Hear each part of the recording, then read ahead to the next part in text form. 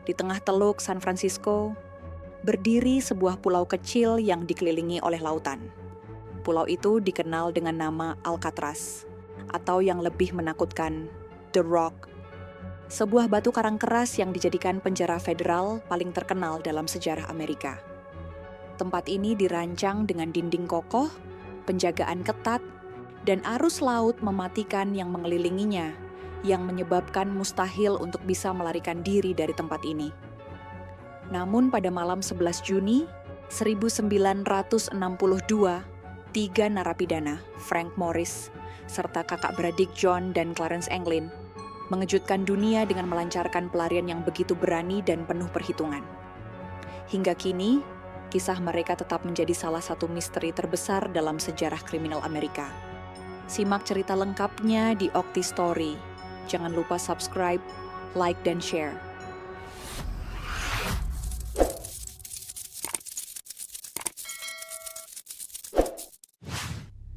Alcatraz bukan sekadar penjara.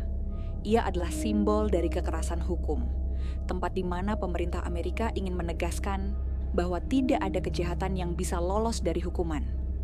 Di sanalah dikurung para kriminal paling berbahaya pada zamannya. Perampok bank berdarah dingin, pembunuh kejam, gangster berpengaruh. Bahkan tokoh mafia legendaris seperti Al Capone pernah mendekam di sana. Bangunan penjara ini mulai beroperasi pada tahun 1934. Dirancang dengan keamanan tingkat tinggi, temboknya tebal, jeruji besinya kokoh, dan pengawasannya nyaris tanpa celah. Di luar penjara, benteng alami ikut menjaga. Laut yang dingin, penuh hiu, dan arus deras yang bisa menyeret perahu kecil sekalipun. Semua faktor ini membuat Alcatraz dijuluki sebagai penjara yang tidak mungkin ditembus, tidak mungkin diloloskan. Para sipir sering berkata, kalau kau masuk ke Alcatraz, berarti kau sudah tidak punya harapan lagi. Tidak ada yang keluar, kecuali mati. Kalimat itu menempel di benak setiap tahanan. Namun, sejarah membuktikan bahwa tidak ada benteng yang benar-benar sempurna. Di balik jeruji besi dan sel yang dingin, selalu ada otak-otak jenius yang tak berhenti bermimpi tentang kebebasan. Dan dari sekian banyak kisah percobaan kabur dari Alcatraz, hanya ada satu yang paling terkenal, paling misterius, dan hingga kini masih meninggalkan tanda tanya besar. Itulah kisah tentang 3 orang tahanan, Frank Morris, John Anglin, dan Clarence Anglin. Kisah mereka bukan hanya sekadar pelarian, tapi sebuah legenda yang mengguncang dunia, membuat FBI kebingungan, dan menjadikan nama Alcatraz semakin abadi dalam sejarah. Sebelum kita masuk ke kisah para tokoh utama, mari kita melihat lebih dekat seperti apa sebenarnya kehidupan di Alcatraz. Pulau ini luasnya hanya sekitar 9 hektar, tapi hampir seluruh permukaannya dipenuhi bangunan penjara dan barak militer tua. Sel-sel tahanan berderet rapi, kecil, dingin, dan lembab. Masing-masing hanya selebar 1,5 meter dan sepanjang 2,7 meter. Cukup untuk sebuah ranjang besi, sebuah meja kecil, dan toilet. Tidak ada kenyamanan, tidak ada privasi. Setiap pagi, para tahanan harus bangun mengikuti aturan ketat. Mereka makan, bekerja, dan bahkan berjalan di halaman penjara dengan pengawasan ketat para penjaga bersenjata. Bagi sebagian tahanan, kehidupan di Alcatraz bukan hanya soal hukuman fisik, tapi juga hukuman mental. Kebosanan, kesepian, dan rasa terjebak di sebuah pulau yang dikelilingi air dingin adalah penderitaan tersendiri. Di malam hari, suara ombak yang menghantam tebing bercampur dengan bunyi rantai besi. Jeruji berderit, dan teriakan-teriakan samar dari para tahanan. Bagi mereka yang baru tiba, suasana itu terasa mencekam. Seolah-olah pulau ini berbisik, "Kau tidak akan pernah keluar dari sini." Namun, meski reputasi Alcatraz begitu menakutkan, bukan berarti tidak ada yang mencoba kabur. Sejak awal beroperasi, tercatat lebih dari 30 orang tahanan pernah mencoba melarikan diri. Sebagian besar gagal total, ada yang langsung tertangkap, ada yang tertembak mati di tempat, dan ada pula yang tubuhnya ditemukan hanyut di lautan. Tetapi pada malam 11 Juni 1962, 3 orang berhasil mengeksekusi rencana yang membuat dunia tercengang. mereka meninggalkan sel kosong dengan boneka kepala palsu di atas ranjang, merangkak keluar melalui terowongan kecil, dan lenyap di kegelapan malam.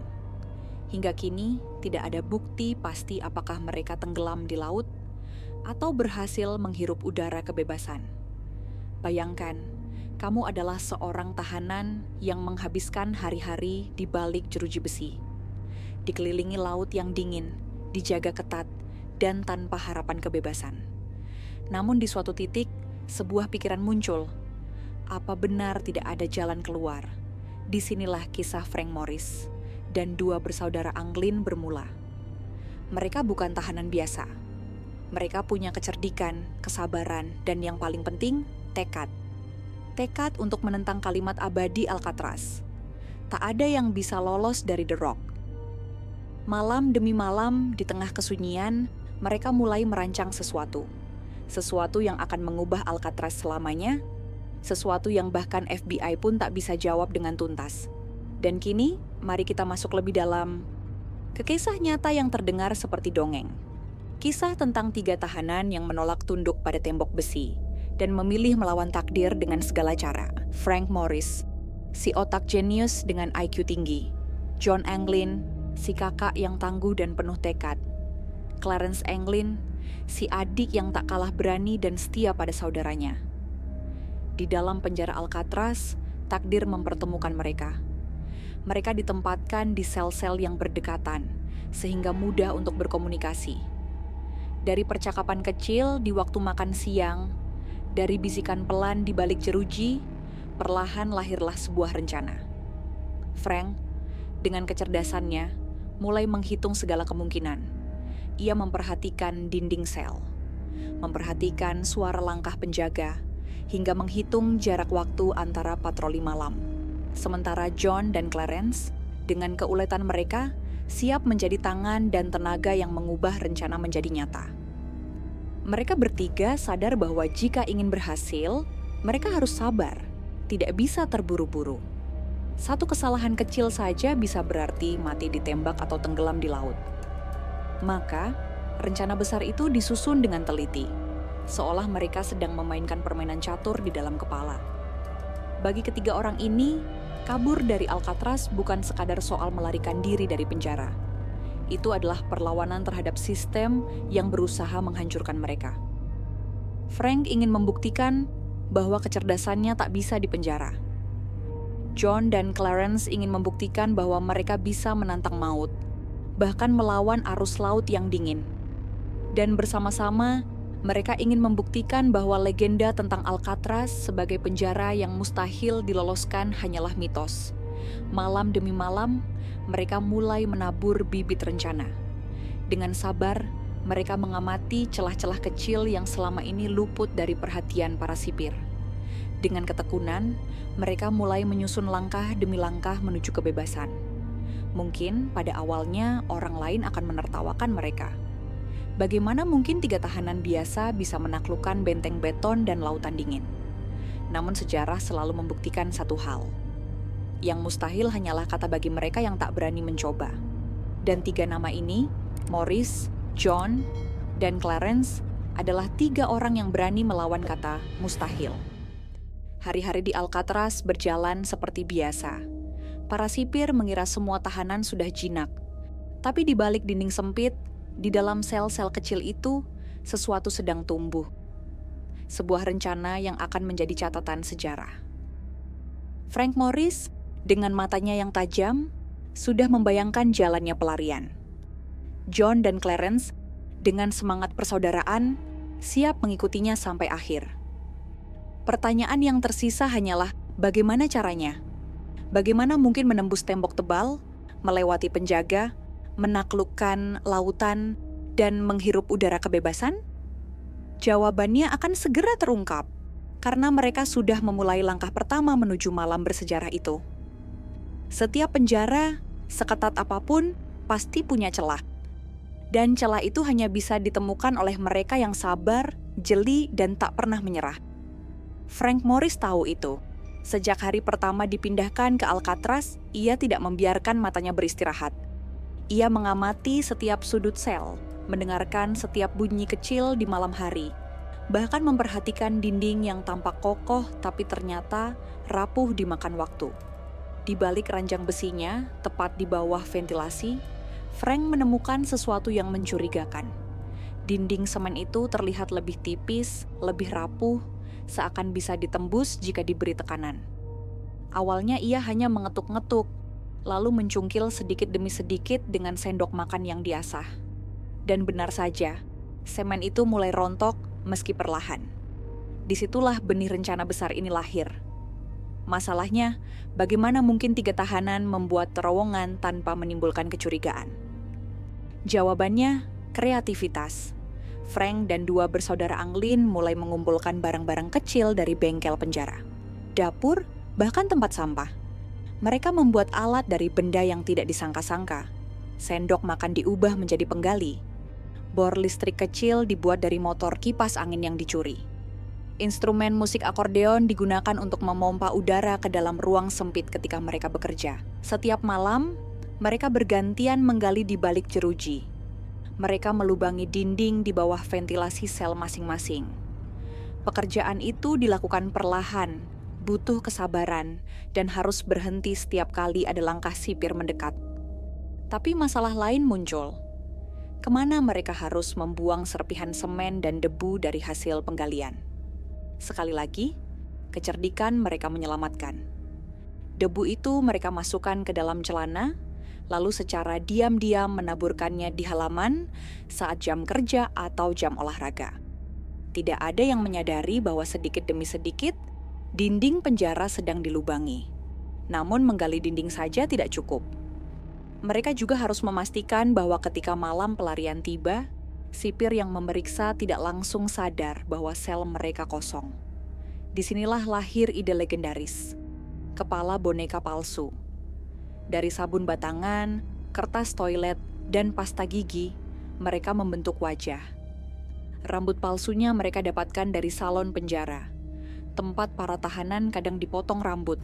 Hasilnya, kepala itu terlihat sangat nyata, apalagi jika dilihat sekilas dalam cahaya redup. Setiap malam setelah menggali, mereka akan meletakkan kepala palsu itu di atas bantal, menyelimutinya, dan berpura-pura tidur. Dari lorong luar, sipir hanya melihat 3 tahanan yang tampak pulas. Mereka tidak pernah curiga bahwa di balik selimut itu hanyalah boneka. Rencana sebesar ini tidak mungkin berjalan tanpa kerjasama. Frank mungkin adalah otaknya, tapi John dan Clarence Anglin adalah tenaga dan semangatnya. Setiap malam mereka bekerja diam-diam, berbagi tugas. Satu menggali, satu mengawasi langkah sipir, satu lagi menyiapkan alat atau membersihkan sisa debu. Kadang mereka hampir tertangkap. Suara gesekan sendok dengan dinding bisa terdengar, atau langkah sipir datang terlalu cepat. Namun, keberanian mereka mengalahkan rasa takut. Mereka tahu taruhan ini terlalu besar. Namun lebih besar lagi rasa putus asa jika harus menghabiskan sisa hidup di balik jeruji Alcatraz. Lalu, muncul pertanyaan paling menakutkan. Bagaimana mereka bisa menyeberangi lautan San Francisco?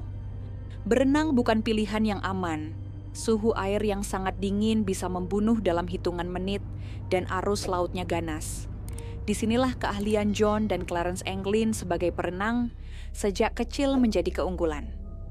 Mereka tahu laut dingin bukan berarti mustahil. Bersama Frank, mereka mulai mengumpulkan jas hujan dari gudang penjara.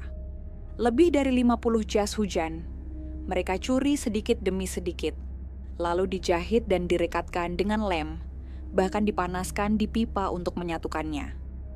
Dari situlah mereka membuat sebuah rakit darurat dan pelampung. Mereka bahkan menyiapkan dayung dari kayu dan potongan logam yang ditemukan di bengkel penjara. Setiap detail dipikirkan seakan mereka sedang membangun kapal impian di dalam neraka. Hingga akhirnya, setelah berbulan-bulan, terowongan itu cukup besar untuk dilewati tubuh manusia. Dan rakit darurat itu siap mengarungi lautan. Maka, semua persiapan selesai.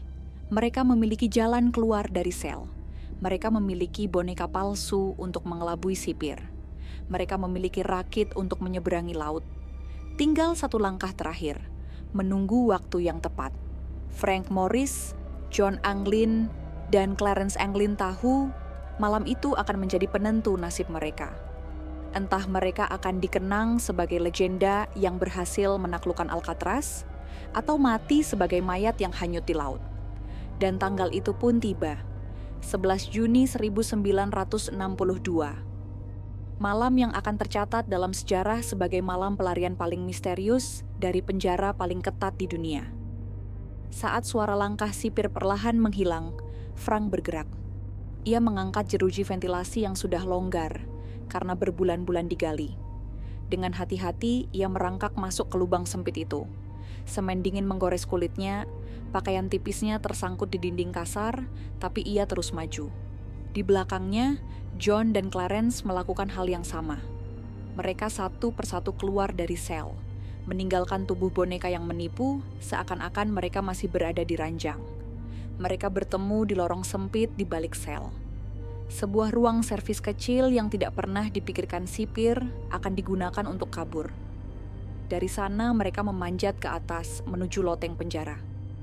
Di loteng, udara pengap dan bau debu menyelimuti. Mereka merayap perlahan di antara pipa-pipa dan kabel listrik, berusaha tidak menimbulkan suara sekecil apapun. Satu kesalahan bisa berarti alarm berbunyi, dan akhir dari segalanya. Setelah melewati terowongan sempit, mereka tiba di area ventilasi atap. Dengan alat seadanya, mereka berhasil membuka penutup ventilasi yang sudah dilemahkan sebelumnya. Udara malam menyambut mereka, dingin dan menusuk tulang. Di hadapan mereka terbentang atap penjara Alcatraz, gelap dan basah oleh kabut. Mereka bergerak perlahan, merayap seperti bayangan di antara cahaya lampu sorot yang berputar. Sekali saja tertangkap cahaya itu, pelarian akan berakhir dengan peluru. Dengan penuh perhitungan, mereka menunggu saat lampu berbelok ke arah lain, lalu melompat cepat ke titik gelap berikutnya. Begitu seterusnya, hingga mereka mencapai sisi bangunan. Tantangan berikutnya adalah menuruni dinding tinggi. Menggunakan pipa dan kabel yang ada, mereka perlahan menuruni sisi penjara. Telapak tangan mereka lecet, tubuh mereka tergores, tapi tidak ada waktu untuk merasakan sakit. Begitu mencapai tanah, mereka menahan napas, menunggu apakah ada anjing penjaga atau sipir yang berpatroli. Tapi malam itu keberuntungan kembali berpihak. Halaman penjara kosong. Mereka berlari menunduk, menyelinap melewati bangunan-bangunan gelap, hingga tiba di area industri penjara. Tempat mereka sebelumnya menyembunyikan rakit dari jas hujan. Di balik tumpukan peralatan, tersimpan rakit darurat buatan mereka. Lebih dari 50 jas hujan dijahit rapat, membentuk perahu sederhana. Dayung kayu sudah siap. Pelampung dari jas hujan lain menunggu di sisi. Tanpa banyak bicara, mereka menyeret rakit itu ke tepi air. Ombak malam menghantam keras, angin dingin menusuk, tapi mereka tak peduli. Satu persatu, mereka naik ke atas rakit. Tubuh mereka bergetar oleh dingin, tapi tekad mereka jauh lebih panas. Dengan dayung seadanya, mereka mulai mengayuh, menjauh dari bayangan hitam Alcatraz. Di belakang, lampu sorot penjara masih berputar, seolah mencari mangsa. Tapi perlahan, pulau itu mengecil, tertelan kabut malam. Itulah kali terakhir Frank Morris dan dua bersaudara Anglin terlihat. Mereka menembus lautan gelap tanpa suara, tanpa jejak. Ketika pagi tiba, sipir penjara menemukan sel mereka. Boneka kepala palsu masih berbaring di ranjang. Begitu nyata hingga sempat membuat sipir terkecoh. Baru setelah disentuh, sipir tersadar. Yang tidur itu hanyalah sabun, pasta gigi, dan rambut. Alarm pun dibunyikan. Pasukan penjaga segera dikerahkan, kapal patroli dikerahkan, dan pencarian besar-besaran dimulai. Tapi tidak ada tanda-tanda, tidak ada rakit, tidak ada jas hujan, tidak ada tubuh yang terdampar. Frank Morris, John Anglin, dan Clarence Anglin telah menghilang, seolah ditelan oleh malam. Pagi hari tanggal 12 Juni 1962, Alcatraz berubah menjadi lautan kepanikan. Siren meraung, penjaga berlarian, dan kabar mengejutkan menyebar dari sel ke sel. 3 tahanan berhasil kabur. Para sipir yang biasanya berdiri angkuh kini terlihat gugup. Bagaimana mungkin penjara yang dijuluki tidak bisa ditembus kecolongan? Bagaimana mungkin ada yang berani menantang The Rock dan benar-benar berhasil keluar? Di sel Blok B, para sipir menemukan sesuatu yang mengejutkan. 3 ranjang yang tampak berisi tahanan tertidur. Namun ketika diperiksa lebih dekat, kepala di atas bantal ternyata palsu. Terbuat dari sabun, pasta gigi, dan rambut asli. Begitu nyata, hingga semalaman penuh para sipir terkecoh. Penjara langsung dinyatakan dalam kondisi darurat. Semua pintu ditutup, semua tahanan dihitung ulang, dan siren dibunyikan tanpa henti. Helikopter dikerahkan untuk menyisir perairan sekitar Alcatraz. Kapal-kapal patroli mengitari Teluk San Francisco, mencari tanda-tanda rakit atau tubuh yang hanyut. Tapi hasilnya kosong, karena kasus ini begitu memalukan bagi otoritas penjara. Pemerintah federal segera turun tangan. FBI mengambil alih penyelidikan. Dalam laporan resmi, mereka menyebutkan bahwa pelarian ini sangat terencana, sangat detail, dan sangat berani. Namun, mereka juga percaya bahwa para tahanan itu tidak mungkin selamat. Mengapa? Karena air laut di sekitar Alcatraz memiliki suhu yang sangat dingin, rata-rata hanya 11 derajat Celcius. Ditambah lagi, arus lautnya deras dan berbahaya. Bahkan perenang profesional pun bisa kesulitan melewati teluk itu tanpa perlindungan khusus. Menurut FBI, meskipun mereka berhasil keluar dari penjara, kemungkinan besar rakit mereka hancur di tengah laut. Dan jika itu terjadi, tubuh mereka pasti tenggelam atau hanyut terbawa arus ke Samudra Pasifik. Namun, ada satu masalah besar. Tidak ada satu pun jasad yang ditemukan. Meski FBI yakin mereka mati, beberapa bukti kecil memunculkan keraguan. Beberapa hari setelah pelarian, sebuah potongan papan dayung ditemukan di dekat jembatan Golden Gate. Tak jauh dari sana, ada dompet plastik berisi foto-foto keluarga milik Anglin bersaudara. Tapi anehnya, dompet itu kering, seakan-akan tidak lama berada di air. Selain itu, laporan dari penduduk sekitar teluk menyebutkan bahwa mereka melihat sebuah perahu kecil di malam kejadian, bergerak pelan menembus kabut. Apakah itu rakit buatan mereka? Atau hanya perahu nelayan yang kebetulan melintas? Tidak ada yang bisa memastikan. Bagi pemerintah Amerika, pelarian ini adalah tamparan keras. Selama hampir 30 tahun, mereka membanggakan Alcatraz sebagai penjara paling aman di dunia. Namun 3 orang berhasil membuktikan sebaliknya. Meski FBI bersikeras mengatakan bahwa mereka kemungkinan besar tewas, masyarakat tidak sepenuhnya percaya. Banyak yang yakin bahwa mereka berhasil mencapai daratan dan hidup bebas dengan identitas baru. Apalagi, keluarga Anglin bersaudara mengaku pernah menerima kartu pos misterius, tanpa nama pengirim, namun ditulis dengan gaya yang sangat mirip dengan tulisan John dan Clarence.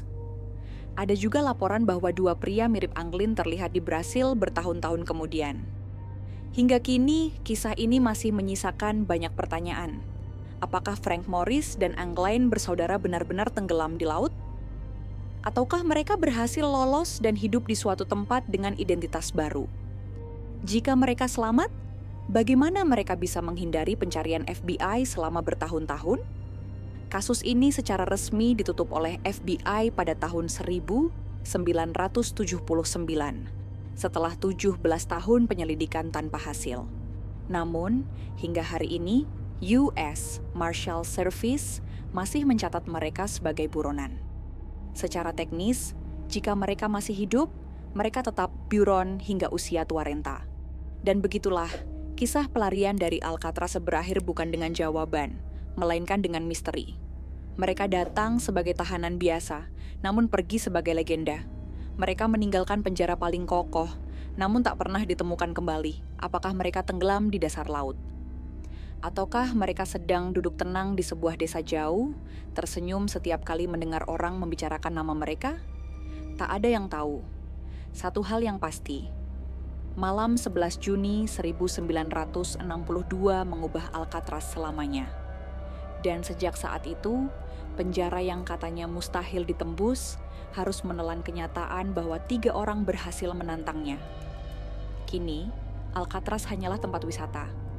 Ribuan orang datang setiap tahun, berjalan melewati lorong-lorong sempit, melihat sel dingin tempat para tahanan dulu meringkuk. Mereka mendengarkan suara rekaman yang menceritakan sejarah, dan banyak yang berhenti di depan sel Frank Morris, John, dan Clarence. Di sanalah imajinasi mereka melayang. Bagaimana 3 orang ini, dengan alat seadanya, dengan keberanian luar biasa, berhasil meninggalkan pulau yang disebut tak tergoyahkan. Kisah mereka bukan sekadar catatan kriminal, melainkan sebuah dongeng modern. Dongeng tentang harapan, kecerdikan, dan keberanian untuk menantang yang mustahil. Mungkin di suatu tempat, 3 orang itu masih tertawa, bangga karena berhasil mempermalukan Alcatraz. Atau mungkin mereka benar-benar sudah lama menjadi bagian dari lautan dingin San Francisco. Dan legenda itu tetap hidup, berbisik di antara ombak yang menghantam batu karang. Tidak ada penjara yang sempurna, tidak ada rantai yang tak bisa dipatahkan. Selalu ada jalan keluar bagi mereka yang berani mencarinya.